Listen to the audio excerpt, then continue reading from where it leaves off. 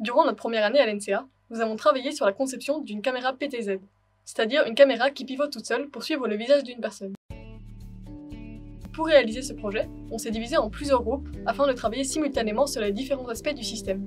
Les deux composantes principales du projet sont la gestion de la caméra et la gestion des servomoteurs pour l'orienter. Pour modifier leurs paramètres, on passe par deux microcontrôleurs du commerce, en l'occurrence une Raspberry Pi et une STM32.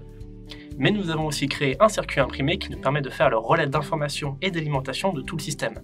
À ceci, on ajoute une commande manuelle qui nous permet de prendre le contrôle de la caméra si on le désire, et pour l'esthétisme, plusieurs boîtiers imprimés en 3D. Nous nous sommes occupés d'écrire un script permettant de reconnaître un visage et d'envoyer à la caméra les informations pour qu'elle suive cette personne.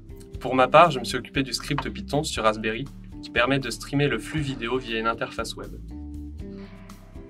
On a créé une librairie en C pour contrôler les servomoteurs. Par exemple, l'instruction « bouge d'un certain angle » va convertir l'instruction du mouvement en binaire pour qu'elle soit lue par le servomoteur. Nous avons ensuite établi un protocole de communication entre la carte STM et la Raspberry Pi. Enfin, nous avons écrit une autre librairie pour contrôler le zoom et le focus de la caméra. Le shield PoE agit comme le centre névralgique du système. Son rôle principal est de récupérer la tension reçue par câble Ethernet afin de la redistribuer au microcontrôleur, à la caméra et au servomoteur. Il est donc constitué d'un abaisseur 12 volts et d'un abaisseur 5 volts. De plus, il permet de transmettre les signaux d'information entre les différents composants du système afin d'en faciliter le câblage.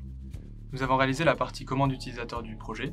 L'idée est que l'utilisateur peut à tout moment décider de prendre le contrôle de la caméra et de la piloter via une manette avec deux joysticks. Un joystick permettant de régler l'orientation de la caméra suivant les axes X et Y, et un autre joystick permettant de définir le niveau de zoom de la caméra.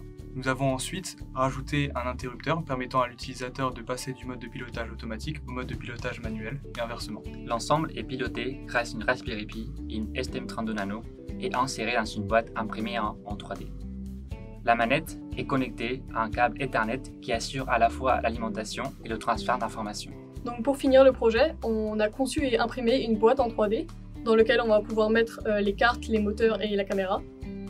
Donc c'est constitué d'un plateau tournant et d'un dôme qui tourne avec le plateau. Et donc la caméra va pouvoir bouger aussi de haut en bas. Le système, une fois assemblé, permet de streamer facilement un cours avec une connectique unique et une grande simplicité d'utilisation. Cette réalisation complexe a demandé une bonne entente et une répartition des tâches efficaces au sein de notre groupe de 9 personnes, et nous sommes fiers du résultat final.